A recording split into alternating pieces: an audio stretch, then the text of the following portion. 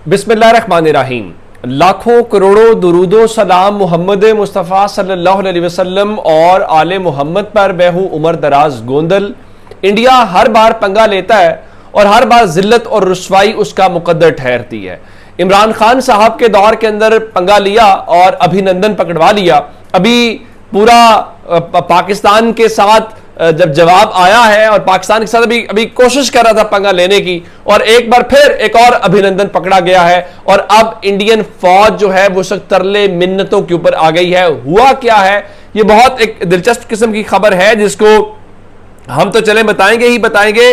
Indian media जो कल तक मुंह से आग निकाल रहा था, यूं लग रहा था कि इनकी फौज और बाकी चीजें तो बाद में लड़ेंगे, ये एंकर साहिबान स्टूडियो से निकलेंगे, शायद वाहगा बॉर्डर के ऊपर आके इन्होंने लड़ना है। लेकिन बेचारों के साथ हुआ क्या है, मेरा ख्याल है उन्होंने ये सोचा भी नहीं था कि ये तो बिल्कुल उलट जो है वो हो गया है। अब हुआ यह है कि पाकिस्तान और इंडिया के दरमियान जो इंटरनेशनल बॉर्डर है वहां पे हमारी तरफ रेंजर्स डिप्लॉयड है और उनकी तरफ बीएसएफ डिप्लॉयड है, बॉर्डर सिक्योरिटी फोर्स। अब जो पाकिस्तान और इंडिया के दरमियान सीज फायर एग्रीमेंट है उसके तहत जो आपकी फौज होती है वो यूनिफॉर्म के अंदर बॉर्डर के ऊपर नहीं डिप्लॉय हो सकती। तो अब हुआ क्या कि इनका जो बीएसएफ है उसका कांस्टेबल जिसका नाम पीके सिंह है और उसका ताल्लुक बीएसएफ की जो बटालियन 182 है उससे है। अब हुआ यह कि जो पाकिस्तान और सरहद की पाकिस्तान और भारत की सरहद है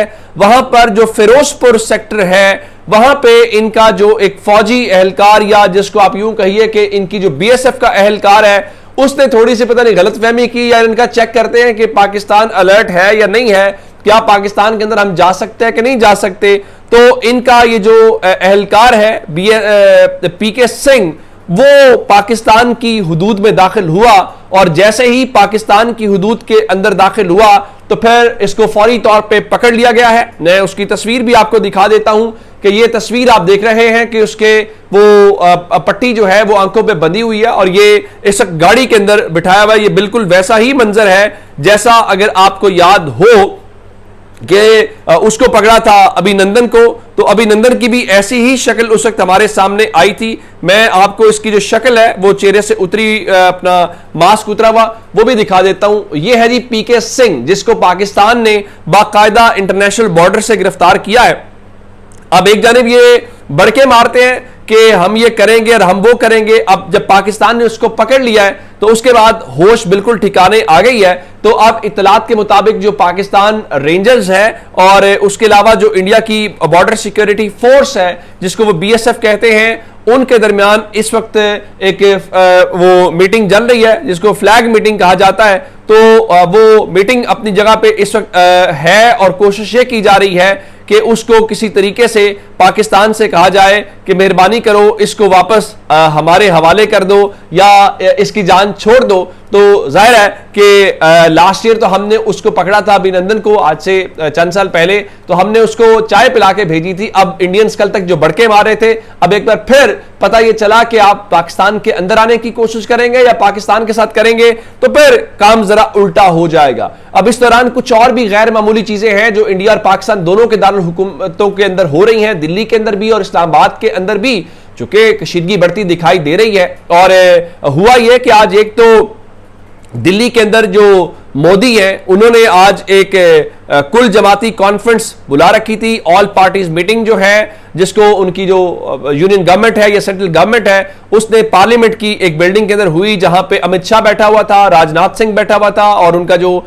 एक्सटर्नल मिनिस्टर है जयशंकर वो बैठा हुआ था। उसके अलावा आज इंडिया ने जो है वो बुलाया मुख्तलिफ उनके वहां पर जो एनवॉयज हैं मुख्तलिफ मुल्कों के जिसमें जापान, जर्मनी, अमेरिका, बाकी सब लोगों को, और उनको ब्रीफ किया गया। उनकी जो मिनिस्ट्री ऑफ फॉरेन अफेयर्स है, एक्सटर्नल अफेयर्स वो कहते हैं, तो उनका जो फॉरेन सेक्रेटरी है विक्राम मिस्त्री उसने उनको आज ये बताया कि हमारे साथ ये हो गया वो हो गया। लेकिन ऐसा नहीं है कि इंडिया सिर्फ कर रहा है, जाहिर है कि सूरत हाल ऐसी है या हम क्या कर सकते हैं।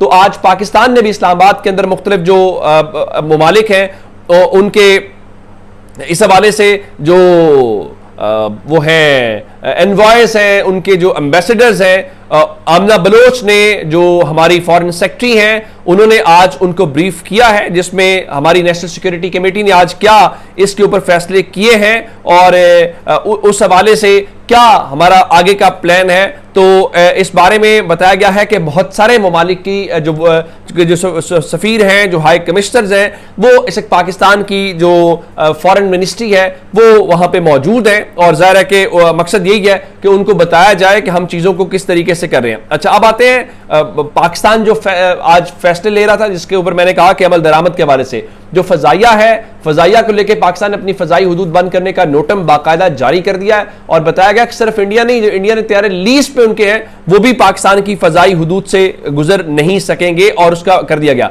लेकिन एक डेवलपमेंट और थी और वो डेवलपमेंट आज जो इस्लामाबाद के अंदर इंडिया का हाई कमीशन है वहां पे थी। मैंने आपको बताया था कि इतने कम ज़र्फ हैं, दिल्ली के अंदर जो पाकिस्तान का हाई कमिश्नर है उसके बाहर इन्होंने सिक्योरिटी हटा दी। मकसद ये था कि मैसेज देना, डराना, धमकाना, लेकिन हम इससे क्यों डरेंगे या हम क्यों इंडिया की वो होंगे, हमें बड़े फख्र के साथ हम लड़ेंगे। और वो एक बार जुल्फिकार अली भुट्टो ने कहा था ना कि हमें घास खानी पड़ी, हम इंडिया के सामने सरेंडर नहीं करेंगे, हमें किसी हद तक जाना पड़े। हमने कोई म्यूजिक के लिए चीजें नहीं रखी हुई, अगर हमें लगा कि हमारे पास कोई और रास्ता नहीं है तो फिर जाहिर है पाकिस्तान उसका जो हल है वो निकालेगा। तो इस्लामाबाद के अंदर जो इंडियन हाई कमीशन है उसके बाहर आज अवाम की एक बड़ी तादाद पहुंची है। वहां पे पाकिस्तान ने अपना एहतजाज पाकिस्तानी रिकॉर्ड करवा रहे हैं कि आप ये फॉल्स फ्लैग ऑपरेशन जो पाकिस्तान के खिलाफ कर रहे हैं इसको टॉलरेट नहीं किया जाएगा। लेकिन ये कहना कि हम उसको अलाउ कर रहे हैं, कोई खुदा न खास्ता हम उसको सिक्योरिटी नहीं दे रहे, बिल्कुल भी नहीं। हम एक जिम्मेदार कौम है, हम एक जिम्मेदार मुल्क होने के नाते ये समझते हैं कि हर यहां पे होने वाला जो हर सिफारत खाना है, जो हर हाई कमीशन है, उसकी सिक्योरिटी हमारी जिम्मे है और उसको हम बड़े अच्छे तरीके से करेंगे। लेकिन हाँ, एक बात जरूर है कि आज इन तमाम चीजों के बावजूद, चूंकि हमने कहा था कि हम सिख यात्रियों को नहीं रोकेंगे, तो करतारपुर में आज मामूल के मुताबिक जो सरगर्मियां हैं वो जारी हैं। उसके अलावा एक चीज जरूर हुई है कि आज बताया गया है कि वाघा बॉर्डर के ऊपर जो मामूल में आप जानते हैं कि जो प्रैक्टिस है एक वहां पे झंडा उतारने की, फिर परेड होती है वहां पे, तो आज दोनों अतराफ ने दरवाजे नहीं खोले। उसका मतलब ये था कि चूंकि इंडिया ने कल कहा था जी हमने वाघा बॉर्डर को बंद कर दिया, तो पाकिस्तान ने आज कहा जी हम किसी किस्म की आमदोरफ्त को अलाउ नहीं करेंगे। हाँ, जो हमारे शहरी आ रहे हैं जाहिर है हमने उनको रिसीव करना है,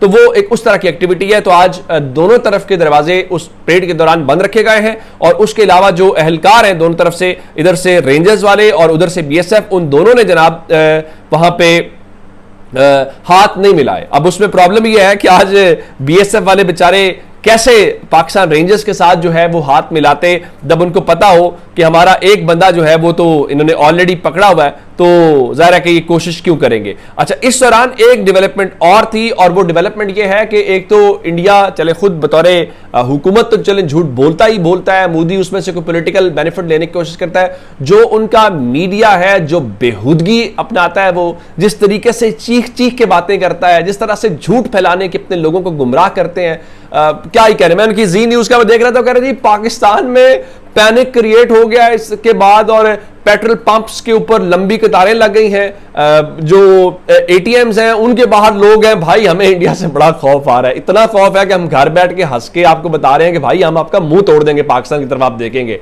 हमें इतना खौफ है। हम देखें एटीएम के अंदर बैठ के वीलॉग कर रहा हूं, ये मैं पेट्रोल पंप पे हूं, गाड़ी मेरी खड़ी है, क्या थोड़ी सी बड़े हो जाएं इस किस्म की हरकतें आप करते हुए। अब इन्होंने क्या किया, इन्होंने एक जोड़े की तस्वीर बताई और उसको इन्होंने पूरे भारतीय मीडिया ने दिखाया कि खातून है तो वो एक डेड बॉडी के करीब बैठी हुई है। अब वो भारतीय जोड़ा सामने आ गया, वो कह रहा है भाई हमारी तस्वीर को नेवल ऑफिसर और उनकी अहलिया के तौर पे दिखाया जा रहा है जो समझ से बालातर है। वो कह रहे हैं इंडियन मीडिया हमें जो है मुर्दा करार दे रहा है, भाई हम जिंदा है, पैगाम दे रहे हैं। अगर इस तरह से आप नैरेटिव बनाना चाहते हैं और नैरेटिव की जंग जीतना चाहते हैं, ये आपके बस की बात नहीं है, कोई और काम करे। इस पे पाकिस्तान आपको जो है हम बतौर कौम आपके सिर्फ फिलहाल कान लाल करेंगे, हम बहुत कुछ लाल कर सकते हैं। अपना बहुत सारा ख्याल रखिएगा, खुदा हाफिज।